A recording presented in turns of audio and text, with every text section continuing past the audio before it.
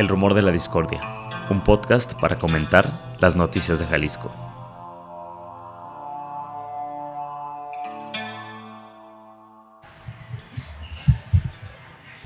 Un rumor es una voz que corre entre el público o un ruido confuso de voces. Bienvenidas, bienvenidos al Rumor de la Discordia. Hoy, desde la Feria Internacional del Libro de Guadalajara, Pepe Toral. ¿Qué onda, Ángel? ¿Cómo estás? Muy buenos días. Y pues con el gusto de estar aquí en la feria del libro más importante en español del mundo. Así nos la venden, ¿no? Y la neta está chido. Y tenemos invitado especial, Ángel. Sí, estamos con Carlos Bravo Regidor. Carlos, bienvenido. Hola, ¿cómo están? Pues encantado de estar aquí. Mi primera vez presencial en la fila. Había estado en la pandemia una o creo que incluso 2 veces remota. Esta es la primera vez presencial y la verdad, de todas las ferias en las que he estado, tú dices que así nos lo venden y sí, así nos lo venden, pero sí se siente también así, ¿no? Está chido, ¿no? Pues Está yo desde chido. morro, como tapatío, pues desde chiquillo venimos y la verdad, o sea, para mí es el cierre del año así chido, pues, ¿no? Sí. En la feria del libro. Sí, muchísimas personas invitadas, que también es una oportunidad para nosotros de platicar con ellas, con ellos. Carlos, para las personas que no te conocen, tú eres analista político, internacionalista e historiador. No sé si sigues siendo fuiste coordinador de investigación en el programa de periodismo del CIDE. Sí, fui, pero ya no. Okay. Yo ya no estoy en el CIDE desde enero de este año. Te podemos escuchar, leer, ¿no? En Expansión, y también tienes este podcast del que yo soy un fiel seguidor, el de política y otros datos con Viridiana Ríos y por ahí con Mariel Ibarra. Con Mariel Ibarra, encargada de la mesa política en Así Expansión. Así es. Sí, de hecho, Mariel vino también a la feria. La vi ayer y bueno, sí, tenemos ese podcast que sale todos los jueves. Es el podcast de Expansión Política. Se llama Política y otros datos. Pues qué chido que nos acompañas. Ya hablaremos de lo que vienes a hacer a la FIL, pero queríamos aprovecharte. Nosotros en el Rumor de la Discordia, pues discutimos las notas de la semana locales, ¿no? Es como información muy local y queremos aprovecharte pues como figura a nivel nacional para hablar un poco de qué es lo que pasa o cómo se ve Jalisco desde el centro de México, desde la Ciudad de México, qué impresión tienen y demás. Entonces ir desmenuzando un poco esa situación. Me están invitando a que venga a encuerar mi chilangocentrismo. Pues un poco nos interesa ver cómo lo ven y cómo lo perciben, porque de repente en el podcast hablan de Jalisco. Ajá. Sí. Sí, mira, en general lo que te diría es, primero que nada, como la verdad es que cuando hablamos del nivel nacional en México, muchas veces lo que estamos hablando en realidad es de la Ciudad de México, ¿no? Sí. A diferencia de lo que ocurre en otros países, ¿no? Que sí tienen de alguna manera como varios así centros, ¿no? Que se asumen como tales. Acá la verdad es que la Ciudad de México sí ejerce casi como una suerte de como imperialismo cultural en ese sentido. Y, o sea, lo que ocurre en la ciudad se asume inmediatamente, o las visiones que se generan en la ciudad se asumen inmediatamente como visiones nacionales. Sí. En realidad son visiones desde la Ciudad de México, ¿no? Y sí, o sea, lo quiero decir un poco porque yo reconozco que en mi visión hay muchísimo chilangocentrismo, ¿no? Pero bueno, pues está bien, a calzón quitado, ahora sí, desde el chilango, cómo se ve Jalisco. Yo les diría que, bueno, obviamente la figura de Alfaro es muy importante, muy predominante. Desafortunadamente no tanto por su gestión, sino por sus escándalos. Por sus desplantes. Por sus desplantes, sí. Y también por el contraste entre la promesa que representaba y en cierto sentido lo que parece ser pues el fiasco en el que ha desembocado, ¿no? O sea, yo me acuerdo de Alfaro y toda la trayectoria como alcalde primero de Tejupilco. De Tlajomulco. Perdón. Tlajomulco, que es aquí al sur de... No hay edición, pero que se vea en chilangocentrismo. Es Tlajomulco, que es al sur, ¿no? Del área metropolitana de Guadalajara. Sí. Bueno, eso, luego alcalde de Guadalajara, luego gobernador, todo el crecimiento de MC. También por ahí se llevó un poco de corbata otra figura que al menos yo desde la Ciudad de México la tenía un poco en el radar, que era Pedro Kumamoto. Ya. ¿No? Creo que a partir del 18 él era una figura importante en Jalisco que despuntaba ahí y de pronto como que a mí se me perdió. Lo tundieron, ¿no? A nivel nacional. Pero también le dieron durísimo en la campaña de 2018. Sí. A él y al movimiento, ¿no? Que encabezaba con algunos escándalos también. Sí. Bueno, de entrada eso, ¿no? Y luego también, ahora estos días, creo que ha sido, bueno, la FIL siempre es noticia y siempre se vuelve realmente como un epicentro, Pero lo que pasó ahora en la inauguración y esta suerte de el boicot encabezado por el secretario de Educación, la verdad sí es muy sorprendente, porque pues cuando se había visto que una feria de libro de esta magnitud, de esta importancia, pues experimente un boicot por parte de las autoridades del Estado donde se celebra, y sobre todo encabezada por el secretario de Educación. Claro. O sea, sí se ve como una grilla que cuesta trabajo entender, ¿no? Desde fuera, y en la medida en que pues, uno viene a la feria y no, digo, está muy feo decirlo, pero es la verdad, y no enterarse como de los pormenores de la política local, ¿no? Pues sí se ve así como, pues, ¿qué les pasa? O sea, la feria se ve muy bien, hay mucha gente, como mucha vida, ¿no? Pujante, y de pronto se ve como muy chiquito que quieran ahí como darle un raspón, abollarle ahí ¿no? La armadura a la cosa. ¿Te asomaste a la manifestación o viste cómo percibiste tú esa manifestación? Yo llegué después. Entonces, o sea, yo lo que sé es por lo que leí y por lo que me contaron, ¿no? Pero en general, o sea, he hablado con mucha gente y hay como un consenso al respecto. O sea, dice, bueno, sí, hay una pugna ahí entre el gobernador y Padilla, ¿no? Una pugna más que, pues, o sea, siempre ha estado ahí, ¿no? O sea, como que es una constante. Y no se entiende muy bien como por qué ahorita pasó esto. En general se ve como algo perfectamente prescindible, sinceramente, ¿no? Ante como la importancia, la verdad, y el exitazo que es este evento, ¿no? Oye, por ahí algo que me surge como duda, porque durante mucho tiempo desde el medio donde yo trabajaba antes, Territorio, tratábamos de hacer, y una de las premisas era como hacer, bueno, servirnos del periodismo local para que no parezcan unos actos así como tan sorprendentes cuando las cosas explotan y de repente nadie entiende nada que está pasando en Guerrero y todo el mundo va a tratar de hacer sentido de lo que está pasando en Ayotzinapa, etcétera. Y me parece, ahora me gustaría escuchar como tu opinión también, habiendo trabajado en este programa, ¿no?, de periodismo de investigación en el CIDE, que si hay algunas alternativas que se pueden seguir quizás desde el periodismo que se hace desde la Ciudad de México, o cómo ves también el periodismo en otras partes del país, si crees que habría que ponernos más atención entre los mismos que estamos en el interior del país, ¿no?, en otros estados. Mira, yo en general la impresión que tengo como el periodismo local es que ahí conviven algunas de las mejores iniciativas o de los proyectos realmente más interesantes que hacen además más con menos, y también algunas de las cosas como más tristes, deprimentes o incluso diría miserables del periodismo mexicano. Y trágicas, ¿no? Exacto, trágicas. O sea, el periodismo local es un espacio de extremos, en el caso mexicano. Yo pienso, por ejemplo, tengo muy presente, hubo un medio acá en Jalisco muy importante en su momento público, ¿no? Sí. Que abrió como brecha, que fue realmente un semillero de periodistas muy importantes.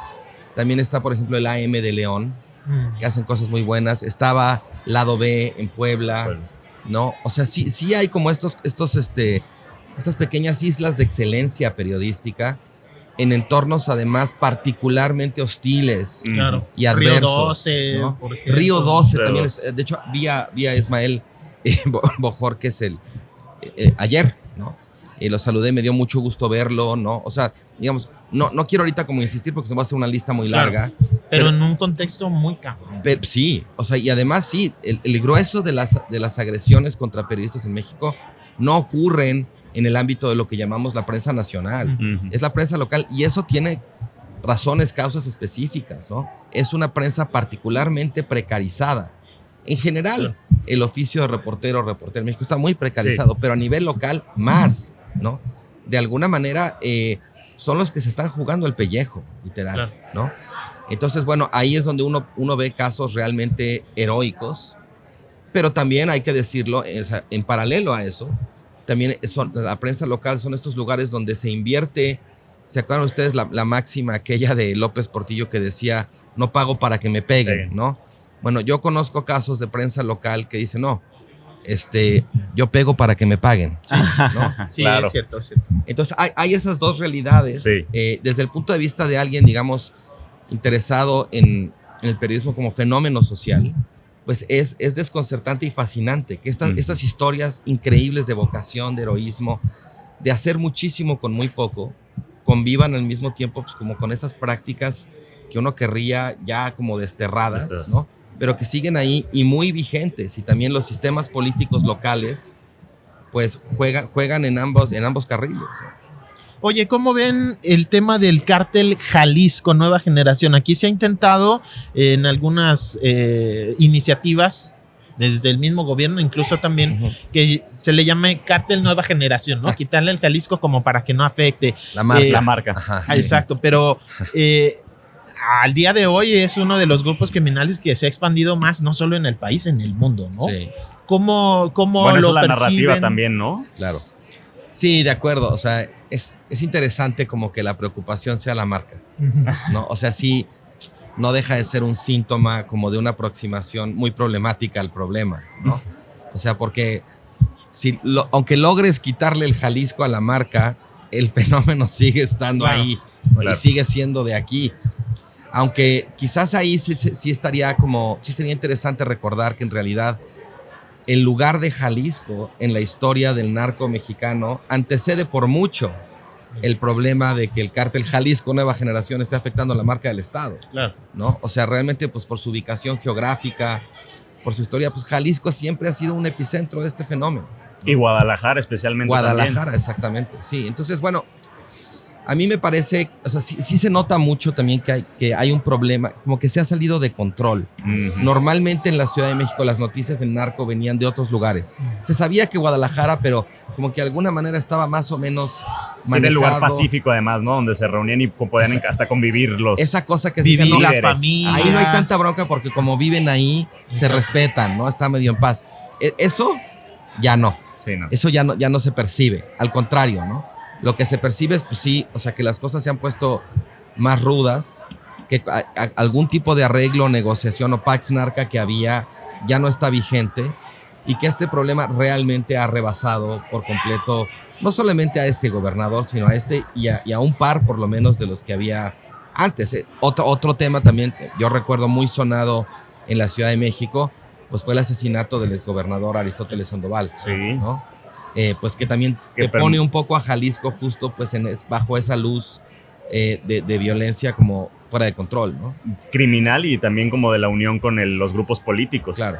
Bueno, es que yo creo que cada vez más nos pasa cuando estamos hablando de esto, de la política local y del narcotráfico, que de lo que estamos hablando es de una zona gris, ¿no? Donde lo que hay es una suerte como de gobernanza criminal, donde ya es verdaderamente, materialmente imposible trazar una línea que separe no solamente, digamos, al gobierno de las organizaciones criminales, sino incluso también con la sociedad. O sea, la sociedad ya está como muy penetrada, el crimen está muy arraigado ya en sin fin de actividades económicas, personas que pueden tener un empleo normal, formal, ¿no? Pero que también tienen sus que veres. O sea, es algo que realmente y constantemente tratamos de alguna manera como de darle la vuelta, ¿no? Pero no es un ámbito, no es una esfera como particularmente discreta o distinguible de otras, ¿no? Como de alguna manera el crimen ya, como se dice con la metáfora esta muy patológica, ha hecho metástasis. Ya, ¿no? Claro, del cáncer. De acuerdo. Oye, Carlos, pues también estás acá en la feria, presentaste el pasado miércoles 30 de noviembre, participaste en el encuentro Un Mundo en Crisis, el fin de la era de las democracias, se preguntaban por ahí, donde participó Blanca Heredia, Denise Dresser, Carlos Pérez Ricard, Nicolás Medina Mora y tú. Y también vas a presentar el nuevo número de la revista Gato Pardo junto a Olivia Cerón el próximo domingo 4 de diciembre a las 5 de la tarde para quien quiera darse una vuelta. La edición, o al menos como se le titula, es América Latina entre los extremos. Así es el último libro, es el último número de la revista Gato Pardo, el número impreso. Y bueno, nos invitaron al historiador Carlos Sillades, un historiador especializado en historia de los movimientos sociales y de las izquierdas en México, y a mí a platicar con Olivia Cerón como sobre dos extremos políticos de los que hemos escrito tanto Carlos como yo. Yo en este número de Gato Pardo en particular publico una larga entrevista con uno de los principales especialistas contemporáneos en fascismo en el mundo. Se llama Federico Finchelstein. Ah, claro. Él es profesor en la New School en Nueva York y bueno, además es un autor muy prolífico de libros sobre el fascismo y también sobre el populismo. Claro. Y bueno, yo le hice una muy larga entrevista precisamente sobre como la actualidad del fascismo y su relación con el populismo. Y bueno, es una entrevista que yo disfruté muchísimo, la verdad, muy enriquecedora, muy pedagógica, a partir de los últimos 2 o 3 libros que ha publicado sobre el tema. Y Carlos Illades, yo voy a hablar entonces del fascismo de las extremas derechas. También en enero, febrero le hice otra entrevista al historiador argentino Pablo Stefanoni, que sacó un libro sobre las nuevas derechas. Entonces, bueno, yo voy a hablar de esas entrevistas el domingo, y Carlos Illades va a hablar sobre las extremas izquierdas, y en particular una manifestación bien interesante y muy poco estudiada. Yo creo que Illades es un poco un pionero en México en estudiar, digamos, desde la academia, que es el fenómeno de los encapuchados. Y toda la diversidad que hay atrás. Hay feministas, hay anarquistas, ¿no? Entonces vamos de alguna manera a poner frente a frente estos dos extremos políticos en el contexto de un número de la revista Gato Pardo que se ocupa de América Latina como región de extremos, no solamente políticos. Hay temas relativos a medio ambiente, maltrato animal. Hay temas también relativos a especies que viven en condiciones particularmente extremas, ¿no? O sea, ahora sí que en Gato Pardo se dieron vuelo con el concepto como del extremismo. Se fueron al extremo. Y se fueron al extremo, exactamente, ¿no? Oye, pues nada más en estos extremos de los que hablas, ¿dónde colocaríamos a un gobierno como el de Andrés Manuel? O sea, ¿entra en alguna clase de extremo o está en la derecha de la izquierda? Mira, yo pondría como 2 ejes quizás. En el eje democracia-autoritarismo, lo pondría como un gobierno, un movimiento, como un fenómeno que ha dado un bandazo increíble.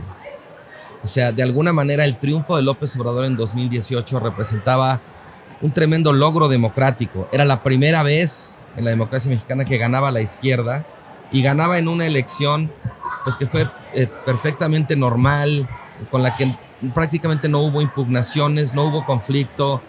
O sea, fue contundente. Fue contundente. El primer presidente que gana con una mayoría absoluta. O sea, sí fue un fenómeno democrático notable, histórico, ¿no? Pero 4 años después, la verdad es que todo ese impulso, esa potencia democrática, no solo se ha perdido, sino creo que se ha revertido. Y que el presidente López Obrador y su gobierno han utilizado su legitimidad democrática como un ariete en contra de la institucionalidad de la democracia, ¿no? En estos días en particular que se está discutiendo la reforma electoral, para mí sí es un momento de fatalidad, ¿no? O sea, yo creo que aquí sí nos podemos estar jugando la posibilidad de que vuelva a haber una elección como aquella que hubo en 2018. No fue la primera, esto lo decía el martes en el otro evento. 2018 no fue la primera fiesta democrática que hubo en México, también la hubo en el 2000. Claro, ¿no? Claro.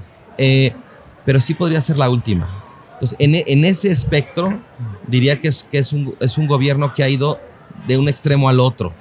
Y en el espectro ideológico de izquierda y de derecha, la verdad creo que ha sido más bien un gobierno profundamente desdibujado. Siempre fue una izquierda con muchos asegúnes. Sí. Yo recuerdo en 2018 haberla caracterizado como una paradójica izquierda conservadora, ¿no? Claro. Pero hoy en día ya lo de izquierda es cada vez más problemático, y lo de conservador también, porque han destruido tanto que no se les puede decir conservadores tampoco, ¿no? Entonces, ahí lo que diría más bien es, más que ir de un extremo al otro, como en el espectro, digamos, autoritarismo-democracia, en el espectro izquierda-derecha lo que veo es un profundo desdibujamiento. Aparentemente la reforma, por lo menos lo constitucional, no va a avanzar, pero quieren de todas formas hacer cambios en las leyes electorales, ¿no? Si no se pudo la reforma completa, otros cambios. ¿Qué es lo que te preocupa particularmente? Mira, me preocupan 2 cosas. La primera es que intenten cambiar por la vía de la ley lo que no pudieron cambiar por la vía de la reforma constitucional.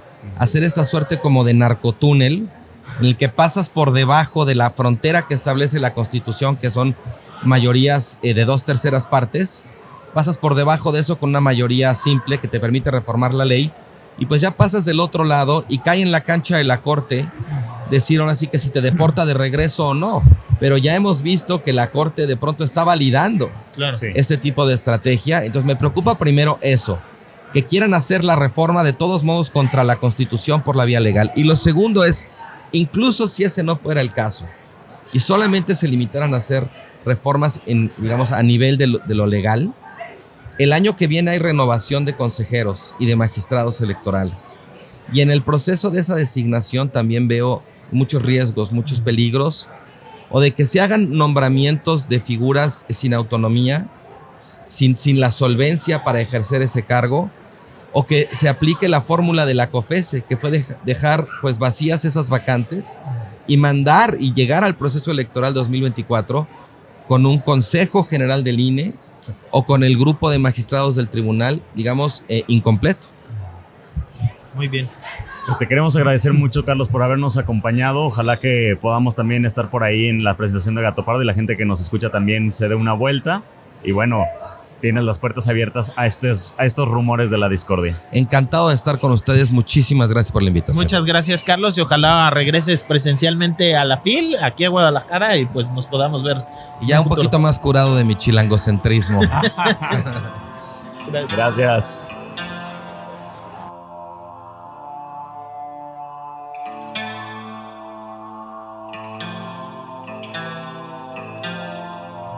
El rumor de la discordia, un podcast para comentar las noticias de Jalisco.